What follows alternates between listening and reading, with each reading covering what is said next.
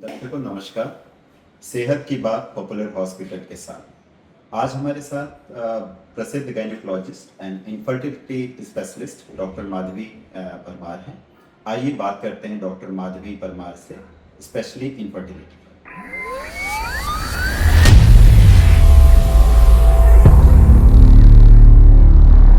तो समाज के अंदर ये देखा जा रहा है कि इनफर्टिलिटी बहुत कॉमन हो गई है और गर्भ धारण करने में महिलाओं को बहुत दिक्कतें आ रही हैं।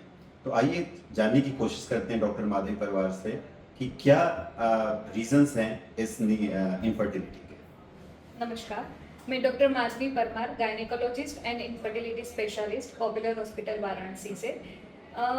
इनफर्टिलिटी एक्चुअल में क्या है, पहले तो हम ये समझ लेते हैं। जब कपल है, एक साल लगातार प्रयास करने के बावजूद जब बच्चा नहीं रहता है, तब जाके उसको इनफर्टिलिटी कहा जाता है।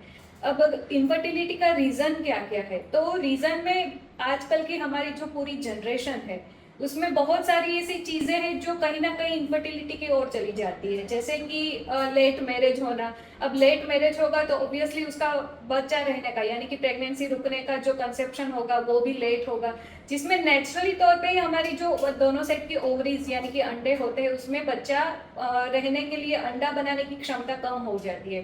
तो एक रीज़न ये हो गया कि इसी की वजह से इनफर्टिलिटी ज़्यादा हो रही है।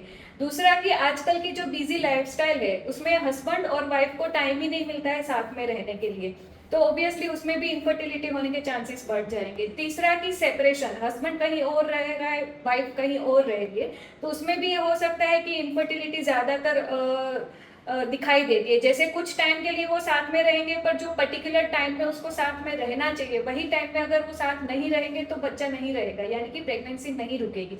तो ये सारी चीज़ें हैं जो इनफर्टिलिटी की ओर चली हमको लेकर चली जाती है। डॉक्टर साहब, समाज में ये देखा जाता है या ऐसा सोचा जाता है कि महिलाएं ही रिस्पॉन्सिबल हैं इनफर्टिलिटी के लिए। हम आपसे ये जानना चाहेंगे कि महिलाओं में क्या क्या कारण हैं इनफर्टिलिटी के। जी, पहले तो ये मैं आपको बता दूं कि सिर्फ महिला ही जवाबदार नहीं है इनफर्टिलिटी के लिए, पुरुष भी इक्वली ही जवाबदार है वो इनफर्टिलिटी के लिए। दोनों चीजें जब साथ में काम करेगी तब जाके बच्चा रुकेगा, प्रेगनेंसी रुकेगी। महिलाओं में बहुत ज्यादा रीजंस होते हैं इनफर्टिलिटी के, जैसे कि पीसीओडी। आजकल सबको पता है पीसीओडी क्या है, फिर भी मैं थोड़ा सा बता दूं तो हार्मोनल डिस्टर्बेंस बहुत ज्यादा हो, जैसे कि ओबेसिटी उसमें बहुत ज्यादा हो जाती है। वेट रिडक्शन करना बहुत मुश्किल हो जाता है ऐसे पेशेंट में, मरीज में। दूसरी बात कि उसमें एक्सेसिव हेयर ग्रोथ हो जाता है, पूरे बॉडी पे, फेस पे अननेसेसरी हेयर ग्रोथ हो जाता है। तीसरी बात कि उसका पीरियड बहुत ज़्यादा इरेगुलर रहता है। ये सारी चीज़ें पीसीओडी को इंडिकेट करती है और ऐसे पेशेंट में इनफर्टिलिटी ज़्यादातर लोगों में होती ही है, दिखाई देती है। नेचुरली बच्चा कंसीव करने में बहुत ज़्यादा दिक्कतें करती है।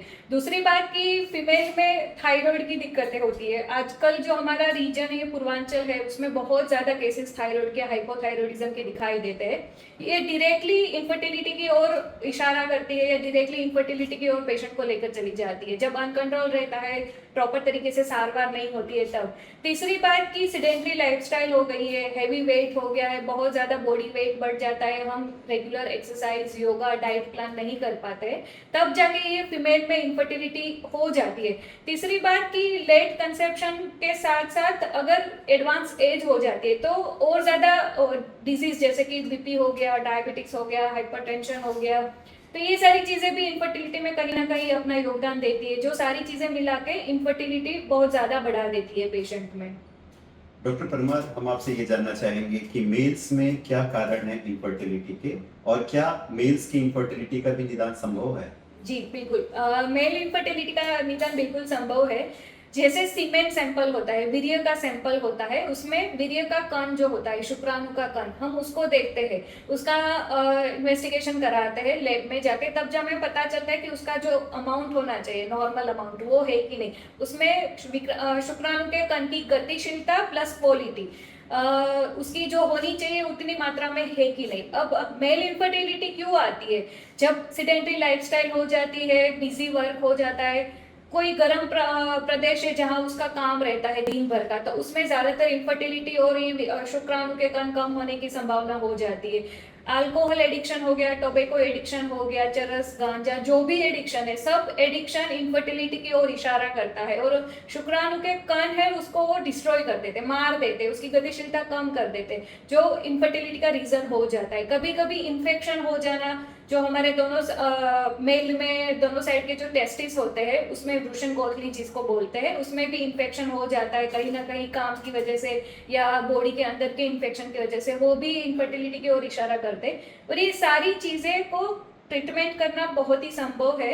एक प्रॉपर यूरो सर्जन या गायनेकोलॉजिस्ट उसकी सारवार कर सकते हैं, और वो पेशेंट जिसके अंदर ये सारी दिक्कतें हैं वो भी सारवार लेके बच्चे रखने में प्रयास करने में सफलता पा सकते हैं।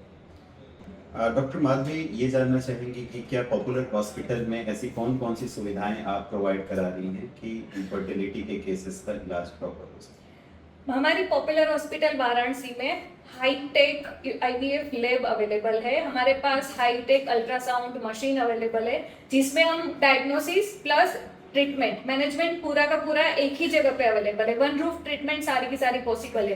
दूसरा कि आईयूआई इंट्रा यूट्राइन इंसेमिनेशन पूरी की पूरी नेचुरल प्रोसेस होती है, कोई आर्टिफिशियल प्रोसेस नहीं है। ये सुविधाएं भी हमारे पास अवेलेबल है। हमारे पास पम्प बैंक, ओवम बैंक सब कुछ अवेलेबल है। तीसरा आईवीएफ है, आईवीएफ यानी कि टेस्ट ट्यूब बेबी। आजकल सब लोग कहीं ना कहीं जानना चाहते हैं कि अंदर क्या होता है, कैसे होता है। हमारे पास ये सारी सुविधाएं अवेलेबल है। ये भी बताना चाहूंगी मैं खुशी के साथ कि हमारी आईवीएफ लैब के और आईवीएफ पेशेंट के सक्सेस 100% है। हमारे यहाँ पे ज्यादातर जितने भी पेशेंट आए सफलता पाकर ही निकले हैं, और बहुत सारे पेशेंट अपना बच्चा डिलीवर करके यहाँ से जा भी चुके हैं। तो ये सारी सुविधाएं हमारे यहाँ पे अंदर एक ही रूप में और एक ही जगह पे अवेलेबल है। आपको कहीं और जांच करने के लिए, कहीं और स्पर्म या ओवम डोनर ढूंढने के लिए जाने की जरूरत नहीं है। डॉक्टर माधवी, आपका बहुत बहुत धन्यवाद। आपने विस्तार पूर्वक इनफर्टिलिटी के प्रोसेस को समझाया, और उम्मीद करता हूँ कि दर्शकों के लिए लाभप्रद होगा। धन्यवाद। Thank you very much.